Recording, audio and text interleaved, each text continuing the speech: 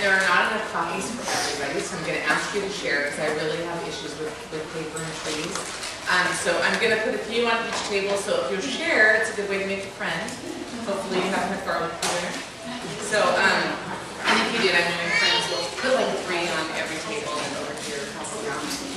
And somehow I'm going to make this available for parents to access and see this information. There is a website that's indicated on the very front page, and that website has all things that are PBIS. If you haven't heard of PBIS, PBIS stands for Positive Behavior Intervention and Support, and it was started out of the University of Oregon. It's research-based. Dr.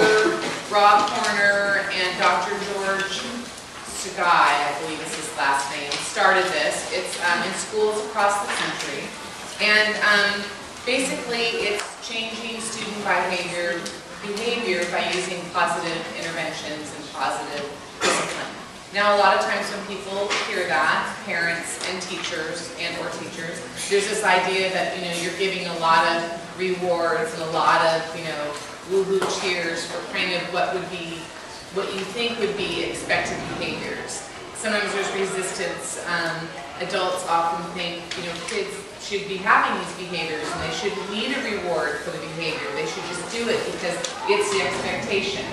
And that's a lovely idea, but it doesn't usually work that way.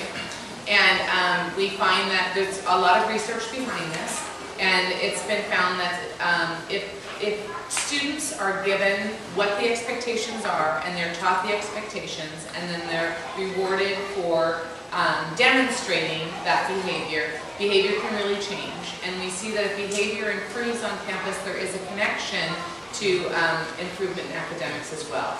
Because if kids aren't behaving, if they're distracted, if they don't know what the rules are, if they're inconsistent, if they don't know what they're supposed to be doing, they're not paying attention, they're not learning, they're being removed from class, removed from instruction. So the goal is always so that kids are in class, so that students are in class.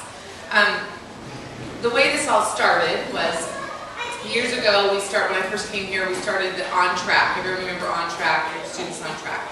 And we started that without going to PBIS training. We did that with the idea in mind that we could probably develop our own sort of behavior plan.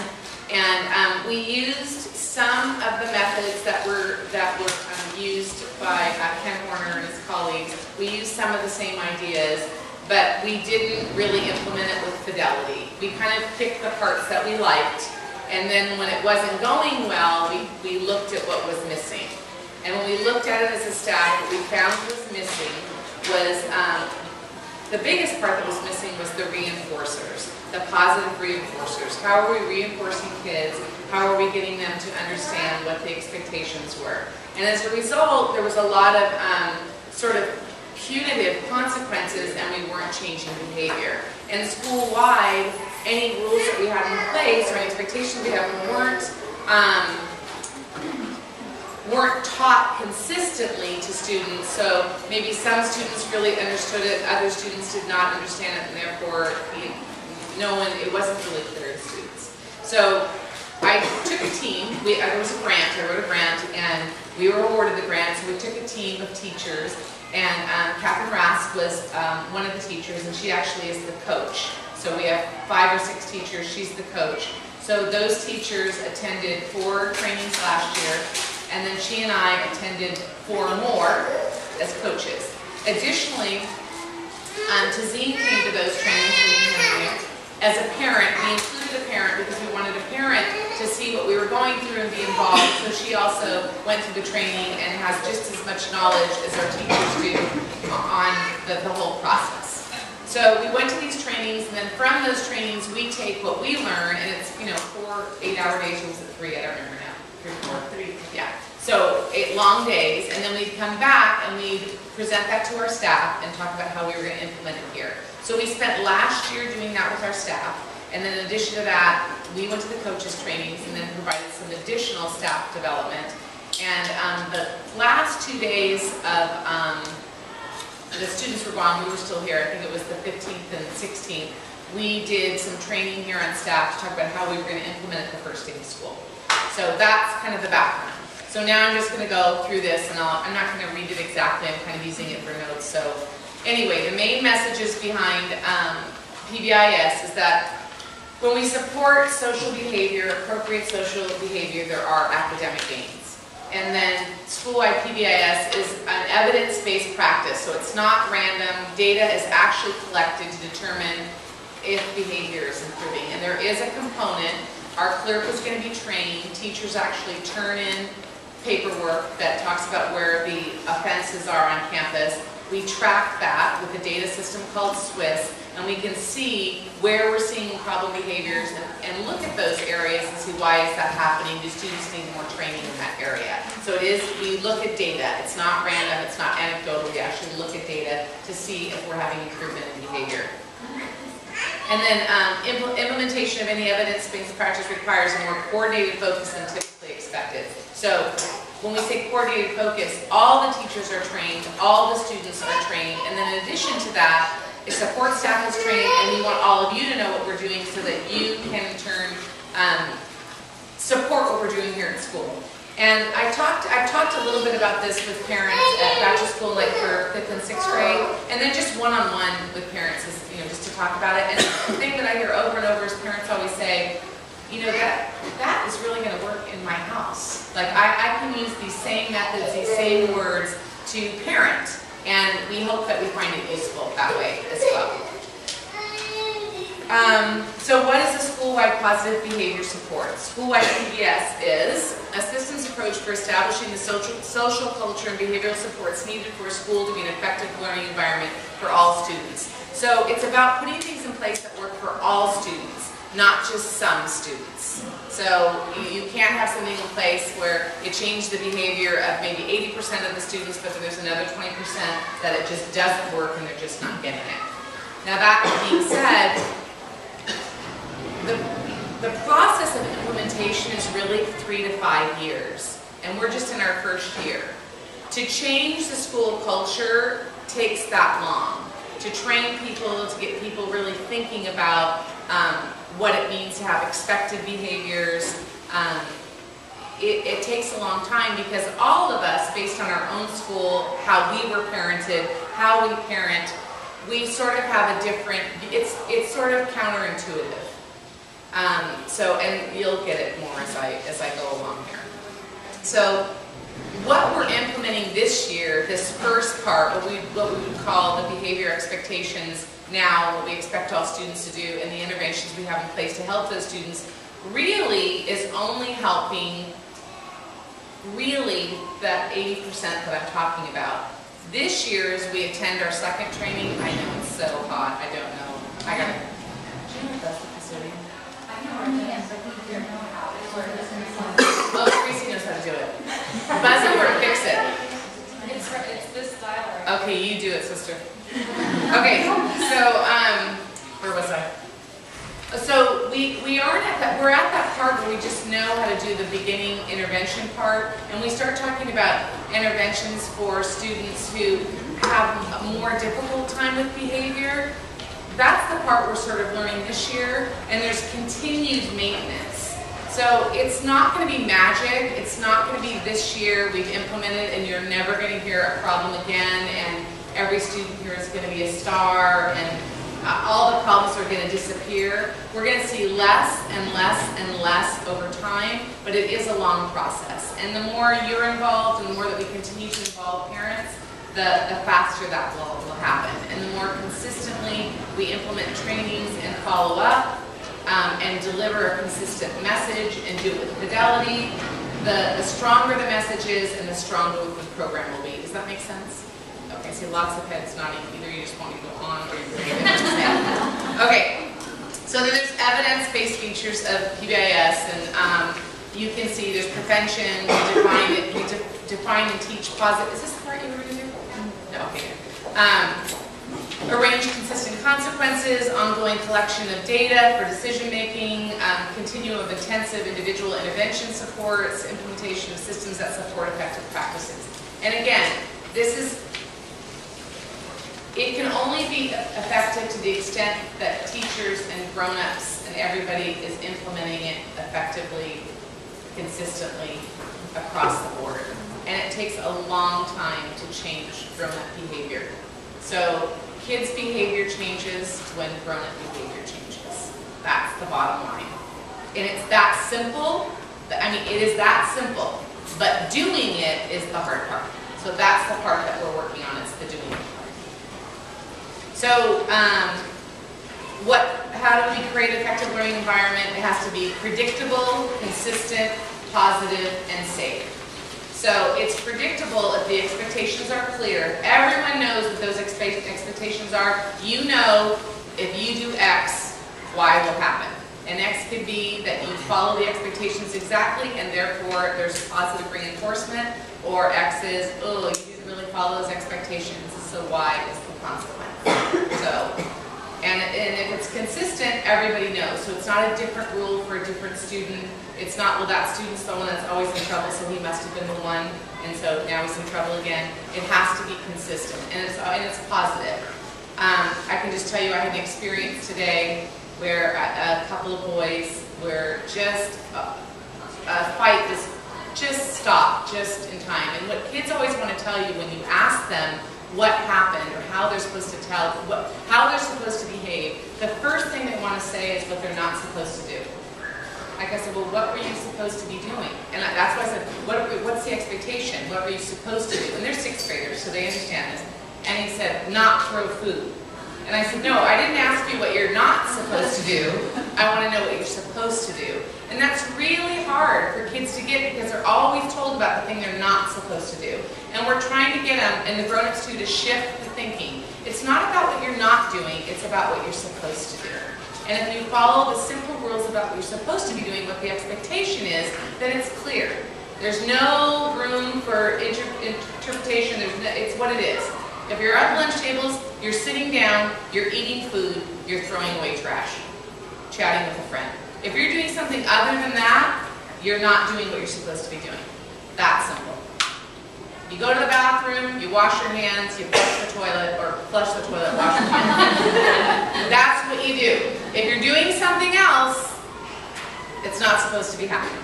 So from here, I'm going to let Ms. Rath talk a little bit about how we went through the process of coming up with our score.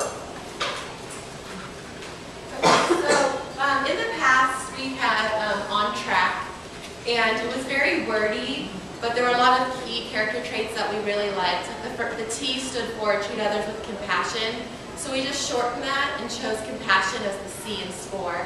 And then respect yourself and others was the R in Track, so we kept respect. So we went through all of our old expectations and pulled out the keywords that we felt, we wanted Brywood kids to demonstrate the most, and we incorporated that into score. And so the score theme or logo or slogan that we came up with had to be short, but it also had to be clear for the students to remember. Those are the key character traits that we want them to demonstrate. So as a staff, we went through and talked about what we want those students to demonstrate, how we can reinforce it at home or how we can reinforce it in the classroom. And the 5 that we came up with made the acronym SCORE, which stands for Success, Compassion, On Task, Respect, and Effort. And so we actually have posters all around the school that remind kids what each letter stands for, and they're all over the school as a reminder. They're in every single classroom, they're in the hallways, in the entrance to the bathroom. So all of the key locations that problems may occur, just everywhere around the school. So we came up with those character traits as a staff, and we just adopted what we had already created with On Track and just shortened it to fit the model of what PBIS expects. So how it works, Christine already talked about it a little bit, is we want to focus on what the students should be doing. So even today in the situation where there was an incident on the swings, I asked the students, what should we be doing? We said, not swinging inappropriately, and it's that change of thinking to shift their thinking of what they should be doing. So, and it is hard because sometimes you're so focused on what they should not be doing. So it is a shift for the adults too. And if someone's talking in class you want to focus on, the 34 other students who are doing what they're supposed to. So rather than, drawing attention to the negative behavior, recognize the students that are supposed to do what they're doing. So we came up with scorecards that students will be given by any staff member here. So it could be teachers, it could be the librarian, support staff, new supervisors, Manny, Ms. Amoroso. Any adult that works here gives a student a scorecard if they've done something that we want to recognize. And so the student fills it out, and they also, tell who issued them the ticket, and then they also write the reason why they earned that scorecard. And the reason line is very important because the student needs to know why they earned that card. We're trained not to just hand them out, good job, good job. You need to be really specific, like a coach throwing practicing with a group of kids. That was a nice throw, your arm was in a great position and the ball went straight to the other kid rather than, oh, nice throw. So it's just to be really targeted and specific. And what happens, they tear off the bottom and put it in a Dropbox in their classroom, and they bring them up to the office every Friday morning, and at our flag ceremonies every Friday morning, Ms. Amoroso draws 2 tickets out of each grade level, and those students come up and get recognized and get their picture taken in front of the whole school. And they're not given a trinket or a toy or, money. It's just being recognized in front of the whole school for demonstrating those behaviors is in itself good enough because the student feels pride in what they've done, and they're being recognized by everybody in the whole school, including all the parents and people that are gathered around. So if the top half goes home. So you should see these coming home. If you haven't seen any yet, that's something you can ask your child at home. Have you earned a scorecard? And if they say yes, a really good question is to ask them, oh, what did you do to earn that? And engage in that conversation about what they were doing that they were supposed to. So these are the scorecards you should be seeing coming home. And the reason we came up with these character traits is we kind of used our old slogan and adopted it into the new model. Now, one of the things you may have seen on the other side of these windows is a scoreboard. And it went with our whole score theme. And every week, the students whose names get picked at the school-wide flag deck Friday mornings get their picture taken, and it goes up on the scoreboard. So everyone who walks by sees those faces and knows that those students did something to earn them a scorecard.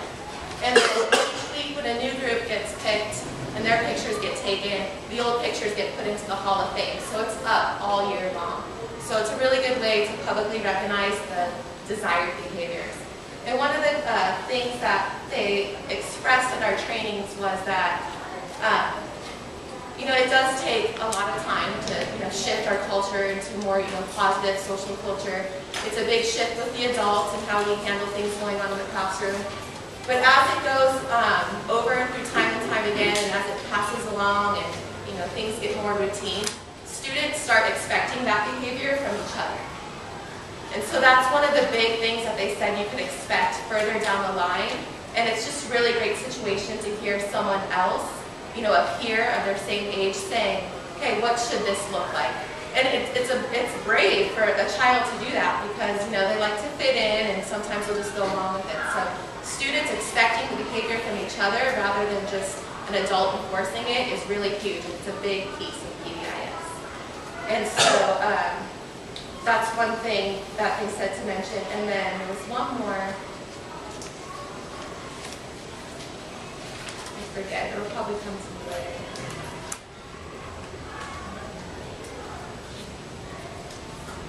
It was good. It was really good. Okay.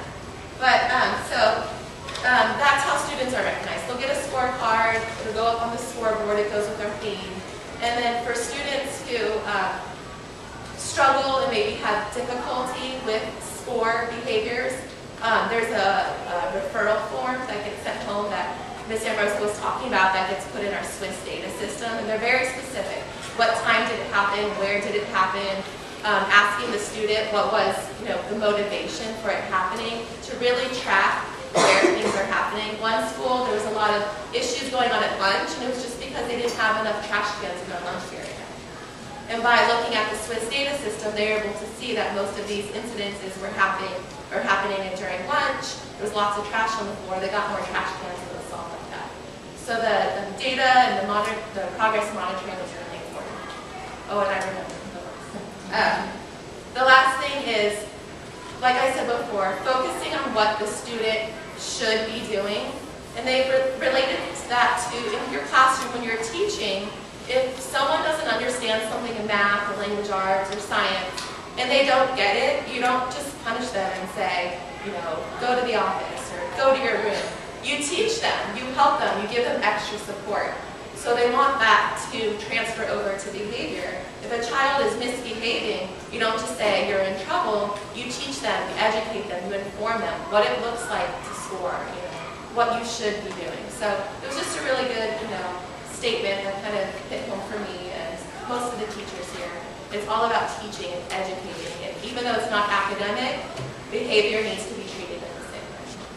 So that's just a little bit of background. Question. Yeah. Does that mean there could be no more detention involved? The kids were not. Oh no, there's still detention. Even though you recognize kids for positive behavior, there still has to be a consequence. So students who, you know, are repeat offenders will serve detention or whatever consequence they deserve, just depending on their behavior. You know, I want you to go ahead with this. I'll come back to the pyramid, go back to this, and start sort of with how we trained the kids from the beginning. From me doing the assembly, and then go through how we taught the behavior. This one, the teach behavior. That's what we are.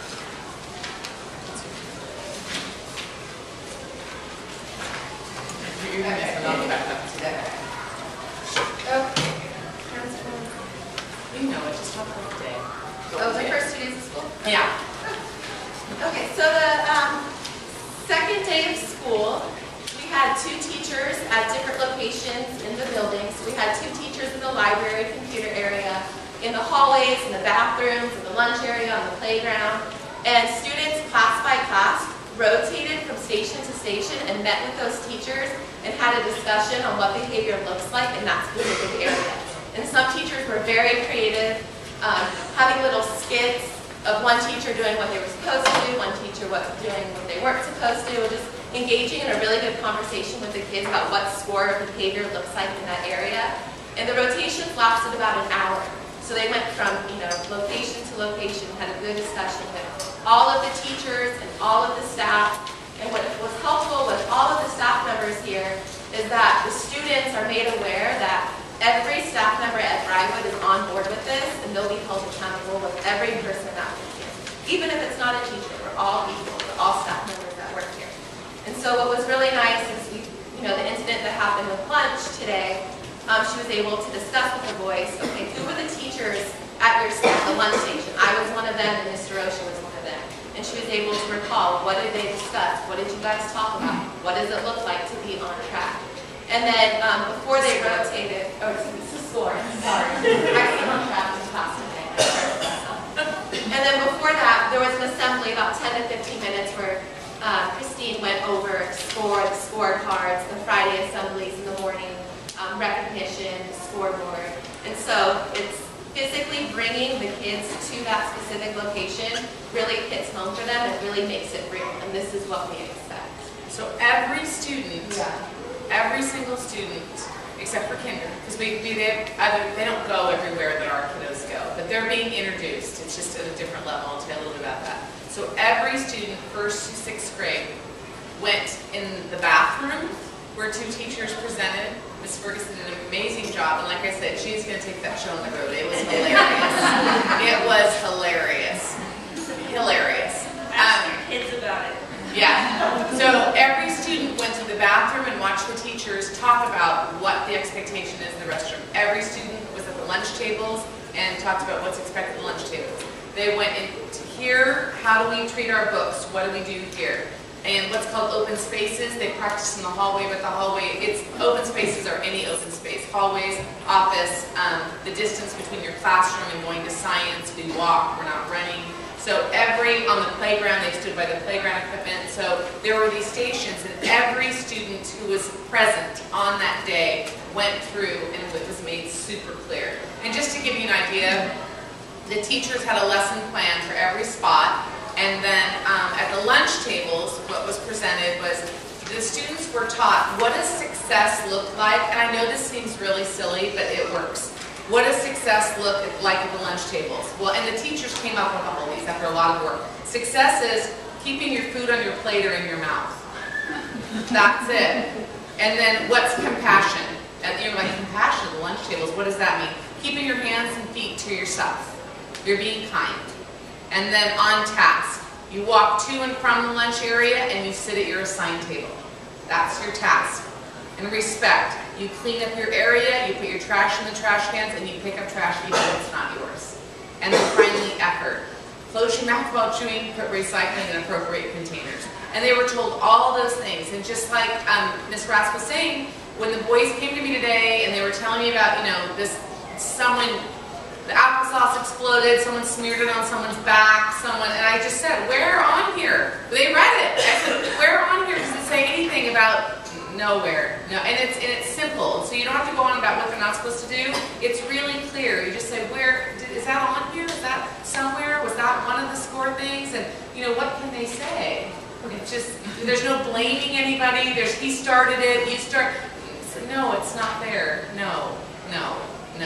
So, as a result, they don't get to spend lunch outside tomorrow. That's the consequence. And I just say, well, tomorrow, you're inside. And then the next day, you get to try it again. That's just an example of how it happened. And then there's score behavior for every station that the students walk through. And this too will evolve. Over time, we'll figure out, you know what, we're seeing this kind of behavior and we didn't address it. We probably need to add that, do a little bit of an in-service with the kids. And they'll do this every year at the beginning of every school year. So it's not like we did it once and we're never doing it again. This is ongoing. It's not going away. And it will evolve. And then finally, the last little piece, and I don't know this means a lot to the triangle, I just want to share with you. This is that last piece that I was saying. Once you get your school culture set and really your solid PBIS, the 3 to 5 years of implementation, this is what it looks like. The expectations that you set up and use with students are going to work with 80% of the kids. They're just going to get it. And knowing what those expectations are and receiving consequences is going to be enough for them. Then you're going to have about 15% where they need a little bit more. They might be a bit of a frequent flyer, might need a little bit more consequences to finally get it. And then you have that top 5%, and these are kids who really, really struggle with behavior. It's not that many kids. The kiddos who really, really struggle with behavior. And our challenge as teachers and parents and paraeducators, everybody here is on campus, our challenge will be for us and where the training continues for us is what are we going to do for these students? Because these are the kiddos who get lost. These are the kids who decide they don't want to go to school anymore. These are the kids for which school is not fun because they're in trouble. So I'm looking forward to this next piece and really working on this so we can really capture all of our students, because the bottom line is it's for all students. It's not just for these kiddos, it's for everyone. But it's going to take us some time to get there. Make sense? Okay. Are there any questions? Yes? Are the junior highs and high schools also PBIS? We have, right now in Irvine, I know Irvine High is a PBIS school and they have been for years. I can't remember what their cards are called. No, we have an Irvine High, no, which is Royal Northwood. Some of our teachers do. They have a card that it's the Vaquero cards, yeah, and high school kids get these cards and they like them and they work for them. And a lot of people say, oh, this isn't going to work in a high school or middle school, kids are too cool for that.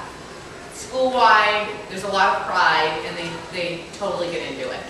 And right now in Irvine, I want to say there are probably a handful of schools, maybe 3 to 5 schools that have been doing PBIS for like 5 years who really have a solid program. Then there was, I think, 4 schools who did the training like us last year.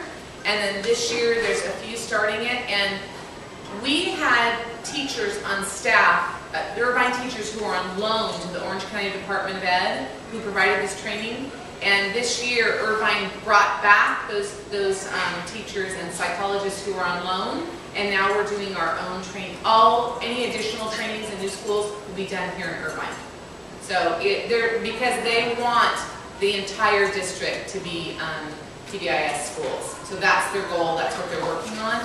And Jean Mylan, who was the principal at Vista Verde, she was big PBIS, one of the really early adopters. Vista Verde's been doing it for years. She retired last year, and she is back because people in education never really retire. They don't. They're always back.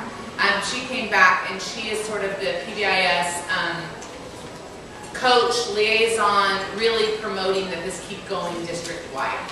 So that's where we are. Any other questions? Yes? Oh, does Sierra Vista have it? Sierra Vista does have a program that it does recognize when children are in counseling or they have improved and they've increased all their grades. They get like a charger card, and that card, they love it. It's kind of. I take it you have a student at Sierra Vista? Oh, okay. Oh, just for future. Like special lunch yes, spots. okay. Yes. And I think that it's a great question. If you go on their website, it'll be clear. They use the term PBIS. If they're not using the term, they probably haven't implemented it.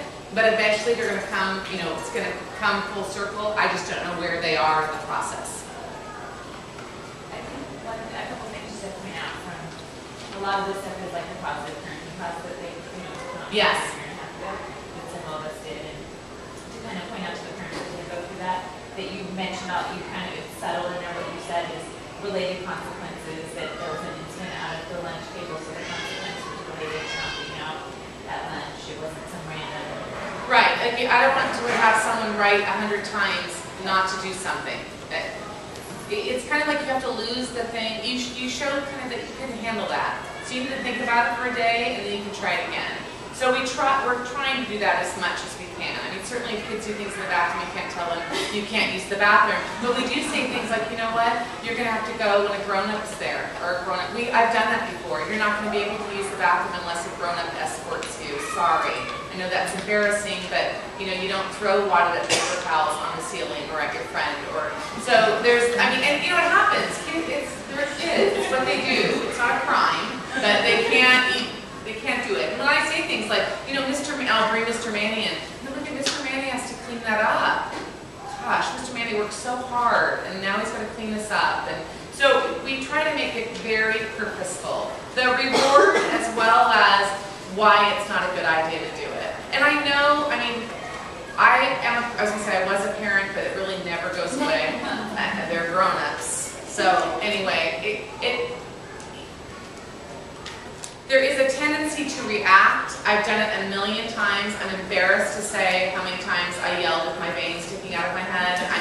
It's embarrassing. It really is. And it took me a long time. And I say this all the time in my newsletters about parenting.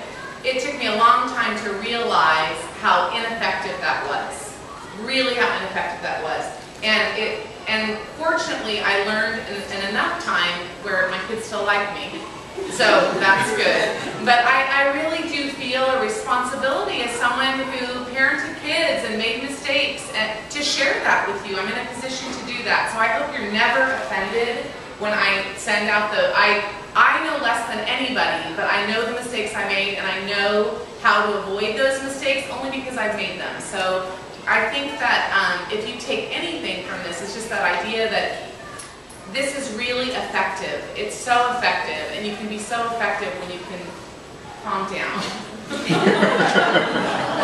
It goes from teaching, parenting, relationships with peers, colleagues, all of those things. So I think this just goes a long way in so many directions to really build a strong community, and ultimately, why we're all here, do what's best for kids and provide an equitable learning environment all the way around, not just academically, but in terms of behavior and all those things. So that's the reason we do it, bottom line.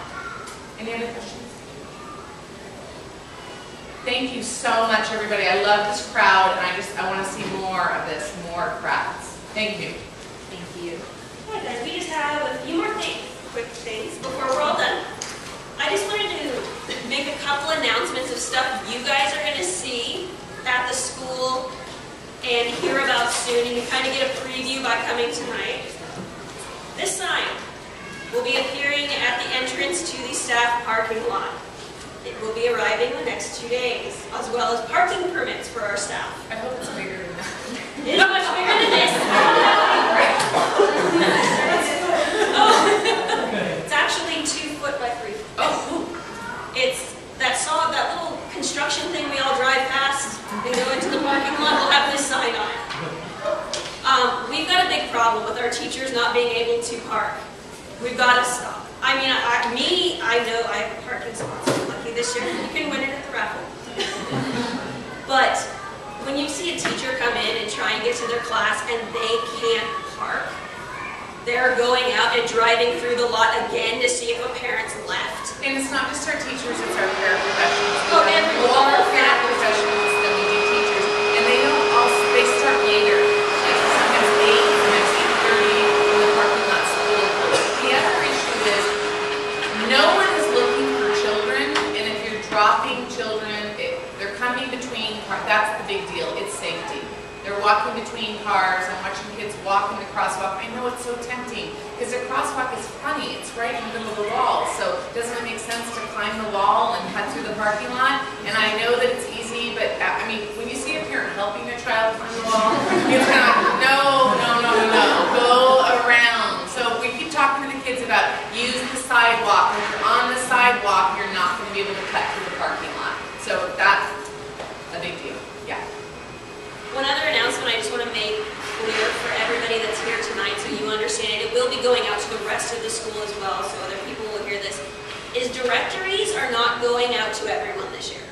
Directories are going to PTA members free of charge. You can buy a directory for $5. You can also become a PTA member for $5. So we're really trying to get everyone that much involved. To say, you know what, I want a directory, hey, I'll be a PTA member. So you get the directory for free if you're a PTA For every member. PTA member you have in your family, like say you and your husband joined up, you'll get 2. If you need more than that, you're welcome to order them. If you don't want to be a PTA member, it's a $5 fee per directory that you want.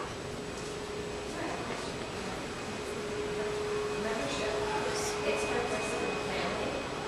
Per parent or per adult. I know. I know. Yes, I have a note for you. Other than that, How many members do we have so far? I wanted to let you guys know so far our membership count this year is at 130. Wow. Less than a week. In less than a week, the packet's been home. We've collected 130 members, so that's pretty good. You want to be sure you keep telling people though, because the way that PTA gets easier is when we all do it. We've got a lot of new people this year. We've got a lot of people who have stepped up to help, and I'm very, very, very grateful. Thank you, everyone. I just want to do one more thing before we go. Did everyone get a chance to sign in? Hope so. You know, why don't you set it here, and then people, as they go out, or do you really need it done right now? I'm going to give away some. Oh, okay. Don't mind me. Christine, how many students do we have enrolled this year?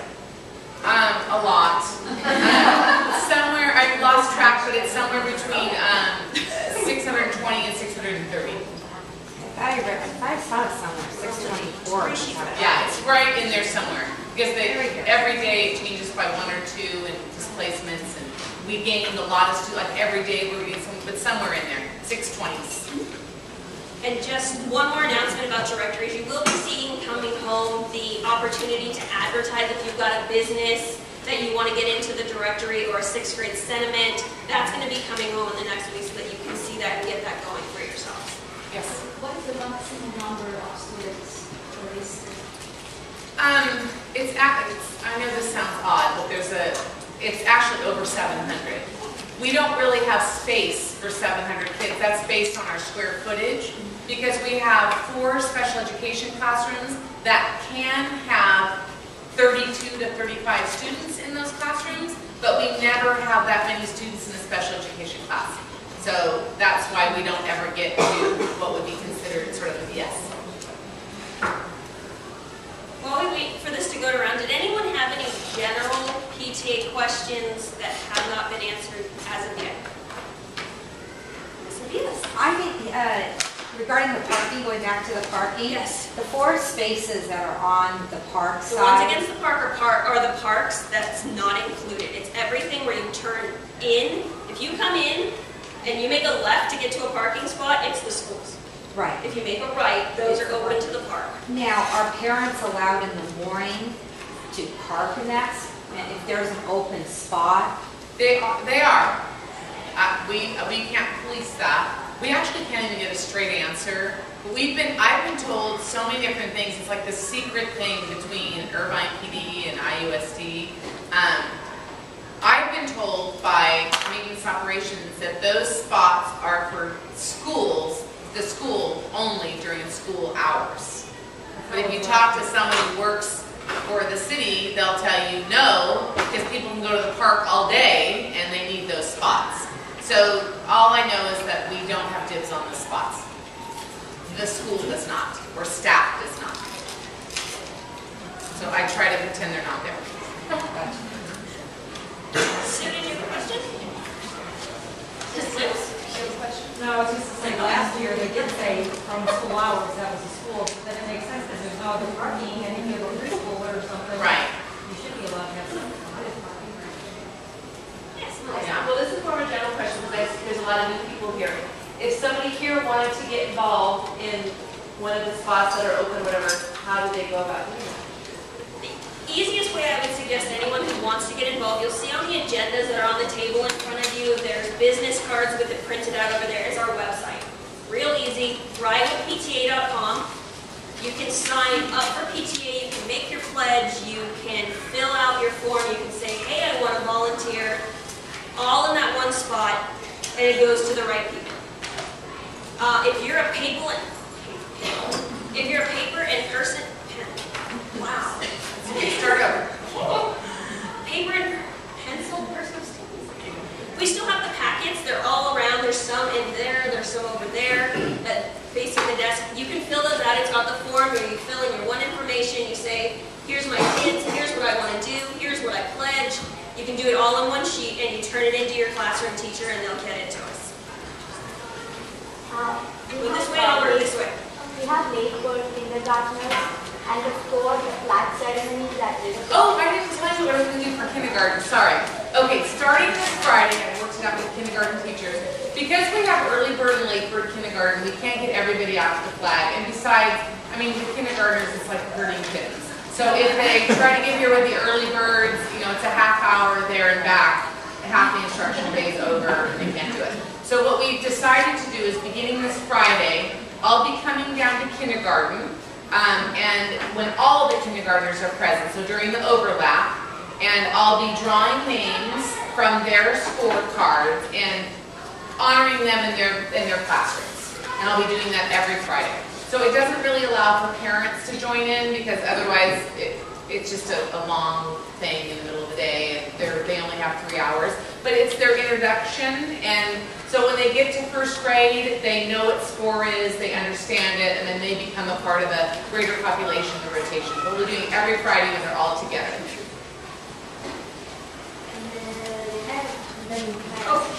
If the kindergarten, like my daughter, she wanted to go to the flag deck ceremony because her sister's going to be out there and I'm going to be out there. Is she excused if it goes over a couple of minutes and she's like committed to? I've told the kindergarten teachers that, you know, that could happen. People might want to bring it, and they're okay with it. And really, it's going to be pretty speedy. Even our first one, I think, didn't go very far past 8:10. And the kindergarten teacher we're sitting out there because they wanted to see it, what it was like, and have an idea. So, you know, they'll be there and it'll all work out.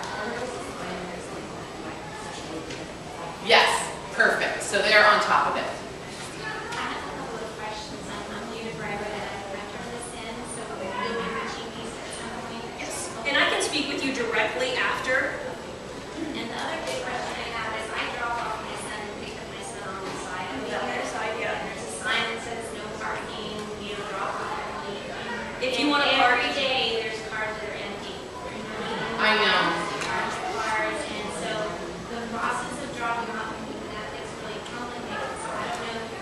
We used to have a ballet program, and we didn't have enough volunteers to run Well, it. and it's a super long story. But because every traffic around every school is a nightmare, just everyone has their own special nightmare.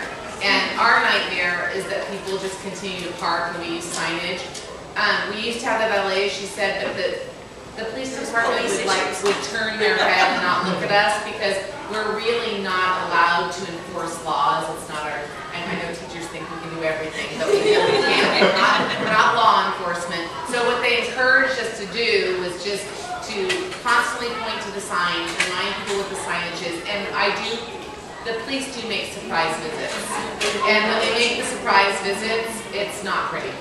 And then we have good behavior for a little while, and then it drifts off again. But what you're saying is exactly so. And what as a result, Officer Penny Hong, she's our gal, I usually send her an email and say, oh, it's time to make a visit. So she'll do a swoop by. So, yeah. Yes. I don't know, remember at the end of school, they were Yes. talking about having an officer come and monitor that out? Yes, they're going to do that. When? No, you reminded me, so I'm going to contact her. Entire school walking that day. Yes. So we can get a crossing Yes. guard. We tried to get a crossing guard over on we have one here. We tried to get one over here 2 years ago. And they actually come out and collect data. And if there's not enough foot traffic, you don't get one. But since that time, we've implemented walk to school program and more people are walking, so we've asked them to come back. We asked them actually at the end of the school year and they said, no, we'll come back in the fall. So I will send a reminder, because you're going to send me an email to remind me to do the reminder. And, I'll contact her and then we'll get them out to do that again, because I think we're probably at a point where we have enough foot traffic that we'll get another crossing guard. Thanks, Tracy. I totally forgot. Melissa asked a great question about volunteering. If you don't want to sign up for one of the positions that open, but just want to help out at an event, an hour, 2 hours, send me an email, volunteer@brywoodpta.com. Thank you. And now we're going to pick 3 different winners, and I'm going to be honest here, okay, maybe I'll control this. Random number button.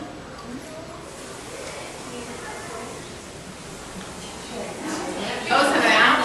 Oh, it turned off on you. All right, generate. Why don't you just have me know her number? No, me. Just say, give me a number.